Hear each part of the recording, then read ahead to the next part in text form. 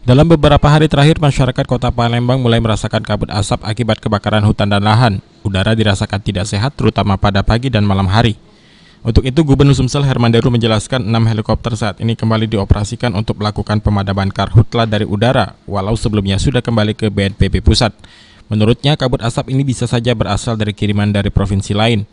Walau demikian, diakuinya saat ini masih terjadi karhutla terutama di beberapa kabupaten. Ia optimis Sumsel akan zero karhutla dan kabut asap mengingat pada saat akhir Oktober BMKG memprediksi wilayah Sumsel memasuki musim penghujan. Kalau kemarin sih kiriman, tapi ternyata sore hari jalan pagi ini sudah teratas.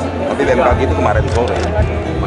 Pak, ada permintaan Pak, permintaan helikopter tambahan Pak untuk bombing Pak. Ya, saya dengar ada yang sudah kembali karena dirasakan tidak aman kan helikopter itu. Cek kecukupannya berapa. Saya usulkan lagi untuk ditambah kalau memang diperlukan. Karena mungkin kalau hitungannya sudah bulan Oktober biasanya hujan. Belum hujan. TNI dan Polri saat ini masih terus melakukan pemadaman di sejumlah titik yang rawan terjadi karhutla di Sumsel.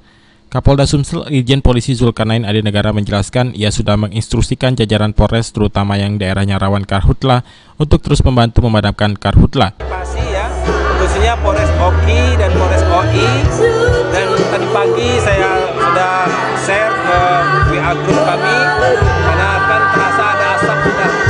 Dan memang walaupun laporannya hanya 2 kemarin terbakar ya di dekat jalan tol di Ogan Ilir maupun di Ogan Keping Ilir.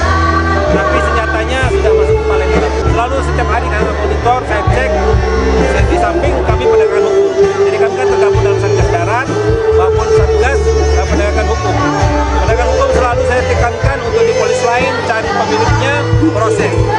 Walaupun belum tingkat. Sementara Pangdam 2 Majen TNI Irwan mengatakan pihaknya masih tetap memantau terjadinya karhutla mengingat masyarakat di daerah masih ada saja yang membuka lahan pertanian dan perkebunan dengan membakar lahan.